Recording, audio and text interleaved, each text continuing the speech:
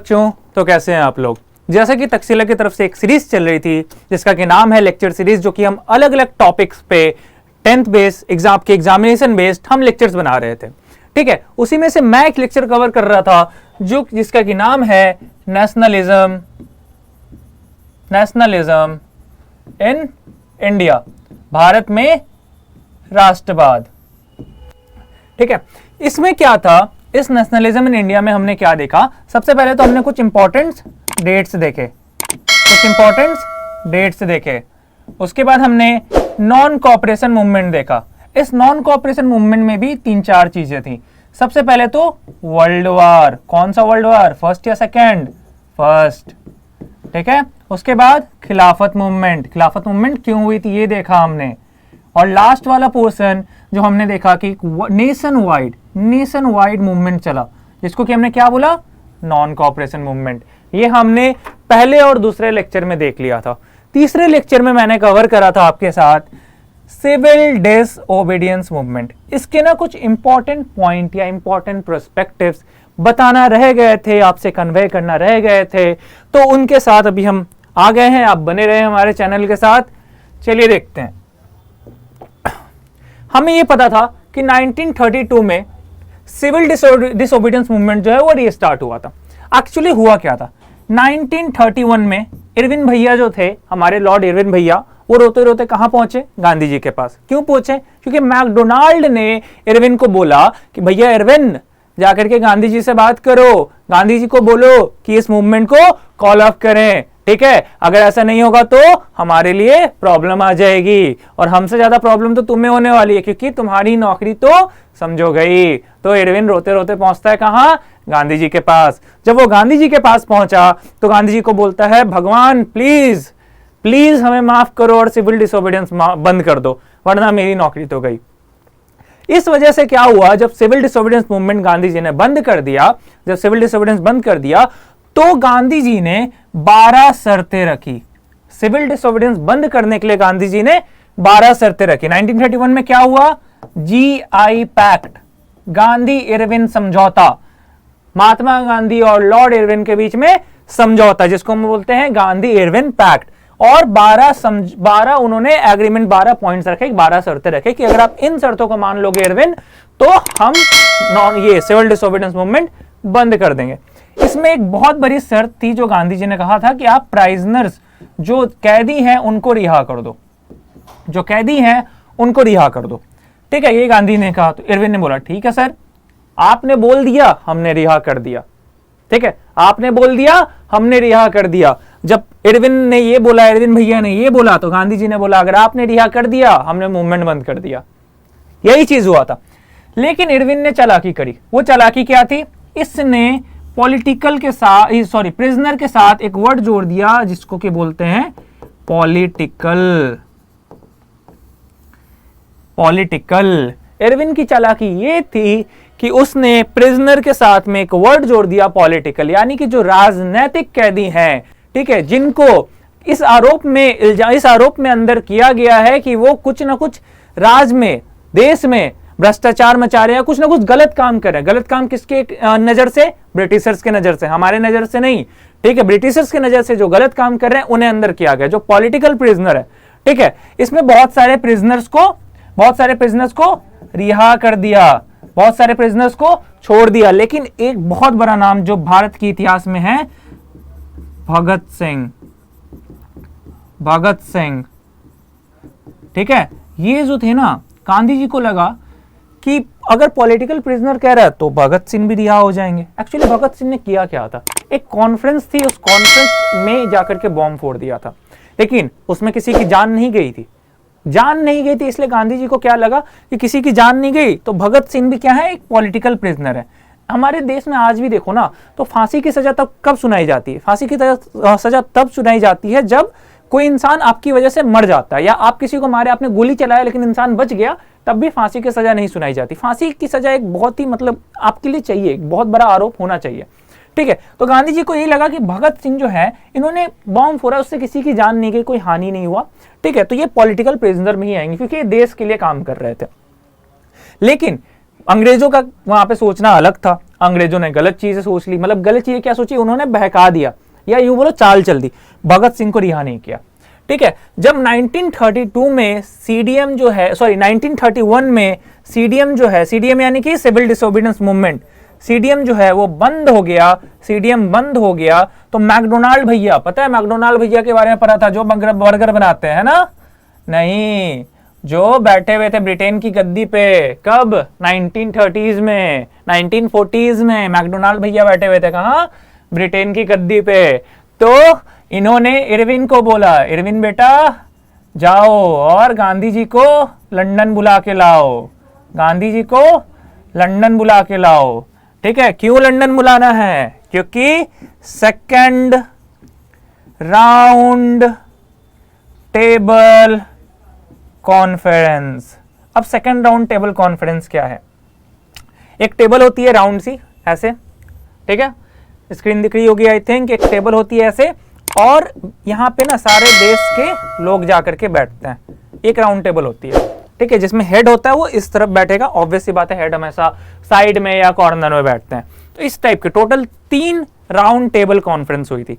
First and second की कोई value नहीं है, उसमें कोई भी आउटकम नहीं था, लेकिन सेकंड राउंड टेबल कॉन्फ्रेंस का आउटकम था। आउटकम क्या था अभी देखेंगे।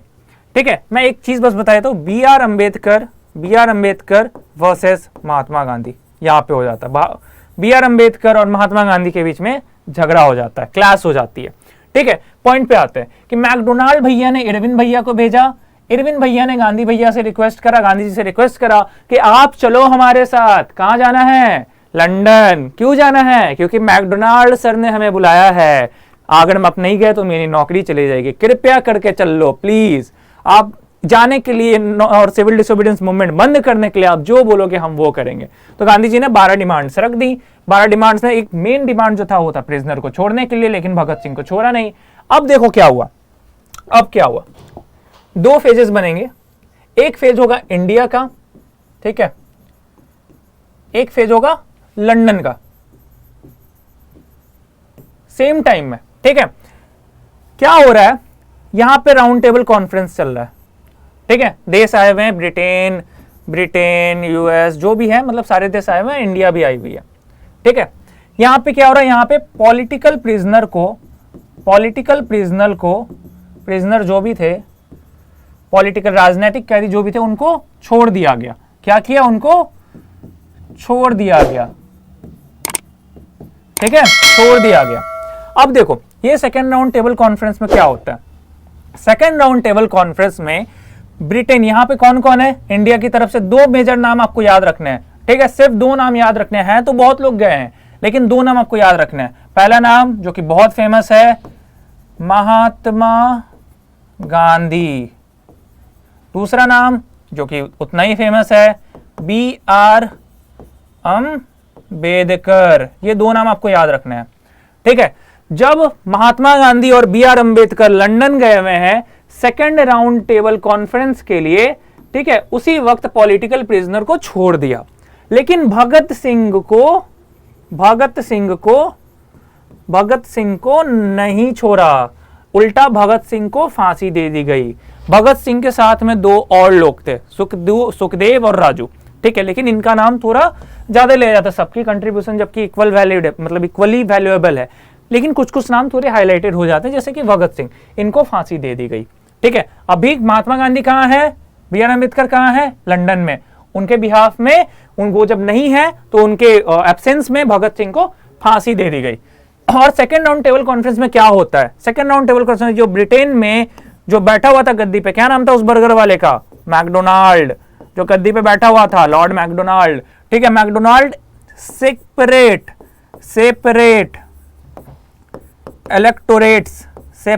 इलेक्टोरेट्स की बारे में बताता है। मैकडोनाल्ड क्या करता है, सेपरेट इलेक्टोरेट्स के बारे में बताता है। वो कहता है कि सर हम आपकी देश की ना कॉन्स्टिट्यूशनल रिफॉर्म करेंगे, कॉन्स्टिट्यूशनल चेंजेस करेंगे, हम ना दलित को जो SC ST हैं आज के समय में, ठीक है, उनको हम एक स्पेशल सीट दे देंगे, एक सेपरेट इलेक्टोरेट दे देंगे। ठीक है, ये कहा, ये चीज ना बी आर अम्बेडकर को अच्छी लगी कि यार किसी ने उनका साइड लिया, लेकिन गांधी जी को ये चीज अच्छी नहीं लगी। गांधी जी, पता है, गांधी जी ना जो दलित थे उनको हरिजन कहा करते थे। क्या कहा करते थे? हरिजन। हरिजन यानी कि हरि के जन, मतलब विष्णु के भेजे गए लोग या विष्णु के दूत, ठीक है ना, भगवान के जैसे उनको हरिजन कहा करते थे। ठीक है, तो गांधी जी ने कहा कि नहीं, दलित हिंदू हैं, आप जो है आप क्या कर रहे हो, आप एक देश को बांट रहे हो जात के आधार पे, जो कि कास्ट के आधार पे आप एक देश का डिवीजन कर रहे हो, जो कि सही नहीं है। ठीक है, इस वजह से महात्मा गांधी और बी आर अंबेडकर के बीच में क्या हुआ? क्लैश हो गया। बी आर अंबेडकर ने बोला कि हाँ मैकडोनाल्ड भैया सही कह रहे हैं, महात्मा गांधी ने बोला नहीं मैकडोनाल्ड भैया गलत कह रहे हैं। इन दोनों के बीच में हो गया क्लैश। इसकी वजह से आता है पूना पैक्ट। याद रहेगा क्या हुआ? महात्मा गांधी और बी आर अंबेडकर, इनके बीच में हुआ क्लैश, जिसकी वजह से आया पूना पैक्ट। पूना पैक्ट कब आया? 1932। ये कब हुआ? 1931 से 1932 तक चला था।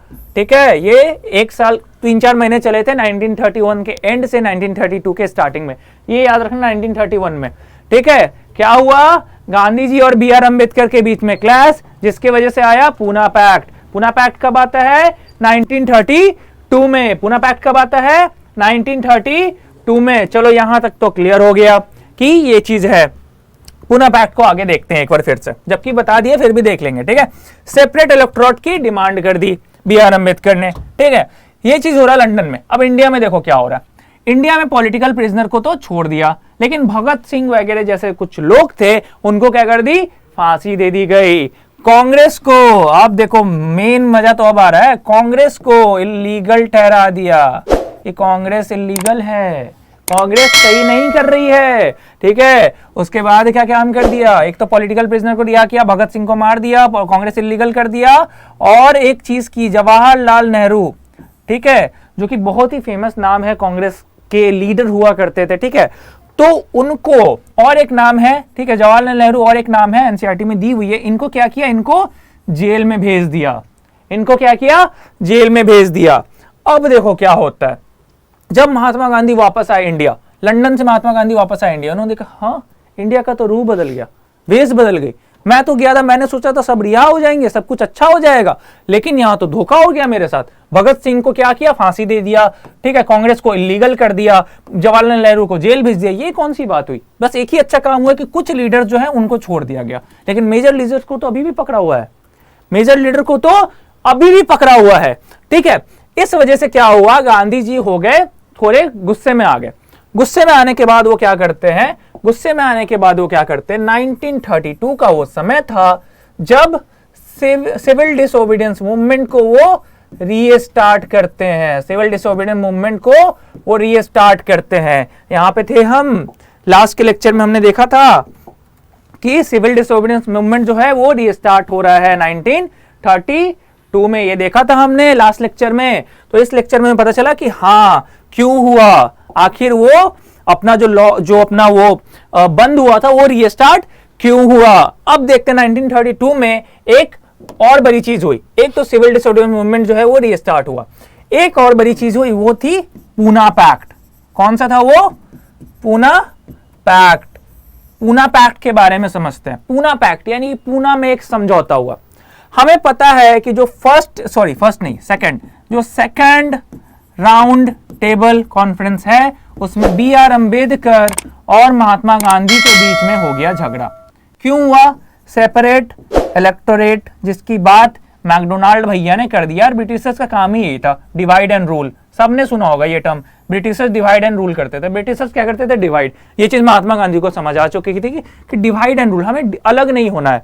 लेकिन बी आर अंबेडकर को लगा कि यार जो हिंदू है ना वो मेजोरिटी में और हम है माइनॉरिटी में, तो हमारे बारे में ना ये सोचेंगे नहीं। इस वजह से वो अपने दलित के लिए, बी आर अंबेडकर भी गलत नहीं थे, महात्मा गांधी भी गलत नहीं थे, लोग डरे हुए थे, इतना डरे हुए थे कि वो आगे के डिसीजंस नहीं ले पा रहे थे।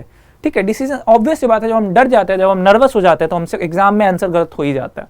यही चीज था, यहाँ पे गलती नहीं थी। लेकिन ये दोनों ही समझदार व्यक्ति थे, इन दोनों ने बैठकर समझौता करा कि नहीं, देश को आजाद कराना। महात्मा गांधी ने बोला बी आर अंबेडकर को कि ठीक है भैया, आपकी बात हम सुनेंगे, आपकी बात हम सुनेंगे, लेकिन जब देश को पूर्ण स्वराज मिल जाएगा, कंप्लीट इंडिपेंडेंस मिल जाएगा, उसके बाद ही हम आपकी बात सुनेंगे, हम आपको सेपरेट इलेक्टोरेट देंगे, हम आपको एक अलग पोजीशन देंगे, हम आपको रिजर्वेशन देंगे, हम पूरा सपोर्ट करेंगे, आपके लिए लड़ेंगे, आपके लिए आवाज उठाएंगे, लेकिन तभी जब हमें सेपरेट इलेक्टोरेट मिल जाएगा। ठीक है, तो सीडीएम रीस्टार्ट हुआ कब? 1932 में। पूना पैक्ट हुआ कब? 1932 में। याद रहेगा, रहना चाहिए। ठीक है, उसके बाद 19 ये देख लिया हमने कि रिलॉन्च सिविल डिसोबीडियंस मूवमेंट। उसके बाद हमने देखा था कि जो 1932 में सिविल डिसोबीडियंस लॉन्च होता है, सिविल डिसोबीडियंस मूवमेंट रीलॉन्च होता है, एक्चुअली रीलॉन्च होता है, वो जाकर के 1934 में अपना पेस खो देता है। वो क्या करता है? अपना पेस खो देता है। ठीक है, वो अपना पेस खो देता है। अब ऐसा क्यों हो रहा है? अपना पेस क्यों खो दिया उसने? यहां समझते हैं इसको। दो रीजन थी। जब एक बड़ा मूवमेंट लॉन्च हुआ, तो लोगों ने बहुत सपोर्ट किया। होता है कोई नई चीज बनी, लोगों ने सपोर्ट किया, लेकिन वो चीज फेल कर गई तो लोगों का मोटिवेशन डाउन हो गया। अब दोबारा से वही चीज स्टार्ट करी तो लोग ना थोड़े से ये हो जाते, डाउनफॉल में आ जाते कि यार नो, मतलब सही नहीं है ये, मतलब पता नहीं यार सही है कि नहीं है, जाऊं या नहीं जाऊं। लोग डायलेमा में हो जाता है, मैं अपना काम काज छोड़ करके जाता हूं, मूवमेंट बंद हो जाता है। ये सबसे बड़ा डायलेमा था। ठीक है, FICCI एक बड़ा नाम है, एक एब्रिविएशन है, आपसे पूछा जा सकता है। ये क्या है? Federation of the Indian chamber of commerce and industry. Industrialist जो थे उन्होंने कॉलोनियल पावर पर अटैक कर दिया था during first session. First session क्या? During first session. देखो, जब फर्स्ट सेशन किसका? CDM का, first session of civil disobedience movement. इस बीच में इंडस्ट्रियलिस्ट ने कॉलोनियल पावर पे अटैक किया था, जिसकी वजह से इंडस्ट्रियलिस्ट को बहुत नुकसान सहना पड़ा था। एक बार तो नुकसान सह लिया इंडस्ट्रियलिस्ट ने, अब दोबारा फिर आप वही मूवमेंट लॉन्च कर रहे हो, हम फिर अटैक करेंगे, आप फिर मूवमेंट गिरा दोगे, हम कितनी बार नुकसान सहेंगे? इसलिए इंडस्ट्रियलिस्ट ने अपना पॉइंट जो था या अपना सपोर्ट जो था वो गिरा दिया। दूसरा, एक बहुत बड़ी गलती थी, ठीक है, बहुत बड़ी गलती थी कांग्रेस की। ठीक है, कांग्रेस ने क्या किया था? ओमेन ना बहुत सपोर्ट कर रही थी सेकंड बार में, वो पूरे एकदम सपोर्ट में थी कि हाँ हम लड़ेंगे हमारे देश के लिए। ठीक है, कौन है जो हमारे देश को चुना है? वो बहुत थे, उन्होंने लिक्वर शॉप लूट लिया, फॉरेन क्लॉथ्स को बंद कर दिया, ठीक है, बहुत कुछ करा। लेकिन कांग्रेस ने क्या किया ना, कांग्रेस ने इनको अलाउंस नहीं दी। अलाउंस मतलब पैसा नहीं, मतलब उनको अलाउ नहीं करा करने के लिए, उनकी सपोर्ट को उतनी वैल्यू नहीं दी जितने कि एक मेल के सपोर्ट को दे रहे थे वो। समझ में आ रहा है? ठीक है, कांग्रेस ने इनको उतना, उनके सपोर्ट को उतना वैल्यू नहीं दिया, जिस वजह से वोमेन्स का भी सपोर्ट बाद में गिर जाता है, जिस वजह से वोमेन का भी सपोर्ट बाद में गिर जाता है। ठीक है, इसके बाद देखेंगे कि सिविल डिसोबीडियंस मूवमेंट जब अपना पेस खो देता है, तो एक टाइम आता है जब वो धीरे धीरे ये मूवमेंट बंद हो जाता है। एक टॉपिक है limits of civil disobedience movement. इसमें दो चीजें देखनी है। पहला, दलित, ठीक है, दूसरा मुस्लिम्स। ठीक है, देखो लोगों के बीच में डर तो था, डर इस बात का था कि जब इंडिपेंडेंस मिल जाएंगे तो हिंदू जो थे वो मेजोरिटी में थे, तो हिंदू अपनी चलाएंगे, अभी हम अंग्रेजों की सह रहे हैं, बाद में हिंदुओं की सहेंगे, ये डर सभी को था। ठीक है, दलित की बात करें ना तो बी आर अंबेडकर ने इनके लिए आवाज उठाई। क्या करी? आवाज उठाई। तो बी आर अंबेडकर ने जब आवाज उठाई तो पूना पैक्ट हुआ और ये वाला जो मुद्दा था ये हो गया सेटल। लिमिट ये था कि दलित का पूरा सपोर्ट सिविल डिसोबीडियंस मूवमेंट को नहीं मिला था। क्या था? इसका सपोर्ट जो है वो नहीं मिला था। किसको नहीं मिला था? किसको नहीं मिला था? सिविल डिसोबीडियंस मूवमेंट को। दलित का सपोर्ट सिविल डिसोबीडियंस मूवमेंट को नहीं मिला था। बाद में जब पूना पैक्ट होता है 1932 में, तब इसका सपोर्ट मिलना शुरू हो जाता है। ठीक है, अब आ जाता है मुस्लिम्स का क्या थ्योरी है भैया? मुस्लिम्स ने क्या किया था? मुस्लिम्स में देखो, पहली बात, उस वक्त मुस्लिम्स माइनॉरिटी में थे और मुस्लिम के अंदर डर भी था। जो लीडर थे, मुस्लिम लीग के जो लीडर थे, उनका नाम है मोहम्मद, सबने नाम सुना होगा, मोहम्मद अली जिन्ना। सबने नाम सुना है, मोहम्मद अली जिन्ना। ये मुस्लिम के लीडर थे। इन्होंने डिमांड करी, हमें चाहिए सेपरेट इलेक्टोरेट, इन्हें चाहिए सेपरेट इलेक्टोरेट। ठीक है, इन्होंने बोला हमें चाहिए सेपरेट इलेक्टोरेट। सब देखो सेपरेट इलेक्टोरेट चाहते थे। इलेक्टोरेट क्यों चाहते थे? सेपरेट इलेक्टोरेट रीजन ये है कि जब पार्लियामेंट बैठेगी, जब कॉन्स्टिट्यूशन, जब नियम कानून तय होंगे, उस वक्त जब पार्लियामेंट बैठेगी तो हमारे तरफ से भी, हमारे जाति का भी कोई लोग हो वहां पे, कुछ लोग हो वहां पे जो हमारे लिए फैसला करे। लोग ये चाहते थे, लोगों को लगता था दूसरे कास्ट के लोग हमें इग्नोर करेंगे, ठीक है। इसलिए मुस्लिम भी चाहते थे सेपरेट इलेक्टोरेट हो, दलित भी चाहते थे सेपरेट इलेक्टोरेट हो। दलित की तो मांग पूना पैक्ट में मान ली गई, लेकिन मुस्लिम्स की मांग जब मोहम्मद अली जिन्ना उठा करके गए तो 1928, समय याद रखना है, 1928, एम आर जयाकार, ये नाम है, एम आर जयाकार। 1928 में एम आर जयाकार ने रिफ्यूज कर दिया, क्या किया? रिफ्यूज कर दिया, रिफ्यूज कर दिया किसको? इस बात से, इस मांग से, मुस्लिम को सेपरेट इलेक्टोरेट देने से। एम आर जयकार जो थे ये कांग्रेस पार्टी के नेता थे, ठीक है। तो इन्होंने बोल दिया, उसमें कांग्रेस बहुत बड़ी पार्टी हुआ करती थी, बहुत लीडर, मतलब उसने जो बोल दिया, जैसे ब्रिटिशर्स है ना, तो उससे लड़ने के लिए सिर्फ एक ही पार्टी थी, वो कांग्रेस पार्टी थी। उसने बोल दिया, उसने रिफ्यूज कर दिया, that means that is not possible in this country, ठीक है। तो अब एम आर जयकार ने जब मना कर दिया तो मोहम्मद अली जिन्ना जो है वो थोड़े से क्या बोलूं, डिसअपॉइंट हो गए, उन्होंने, मतलब उन्हें अच्छा नहीं लगा। इसके बाद आ गए मुस्लिम लीग के लीडर। कौन आ गए? मुस्लिम लीग के लीडर, मुस्लिम लीग के लीडर एक्चुअली लीडर नहीं थे, प्रेसिडेंट थे। कौन है? अब आ गए मुस्लिम लीग के लीडर। एक्चुअली वो लीडर नहीं थे, वो थे मुस्लिम लीग के प्रेसिडेंट, ठीक है। बहुत बड़ा नाम है, दो नाम बहुत इंपॉर्टेंट है। एक तो मोहम्मद अली जिन्ना, ठीक है, पाकिस्तान के राष्ट्रपिता, ठीक है। कौन है? मोहम्मद अली जिन्ना। उन्होंने डिमांड करी सेपरेट इलेक्टोरेट की, जिसको मना किसने कर दिया? एम आर जयकार ने, ठीक है। अब आ जाते हैं मुस्लिम लीग के लीडर, एक्चुअली प्रेसिडेंट, वो कौन है?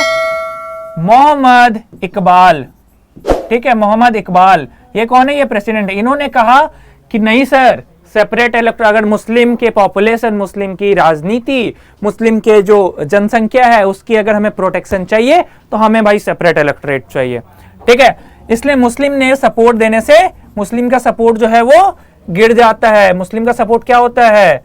वो गिर जाता है, मुस्लिम का सपोर्ट गिर जाता है।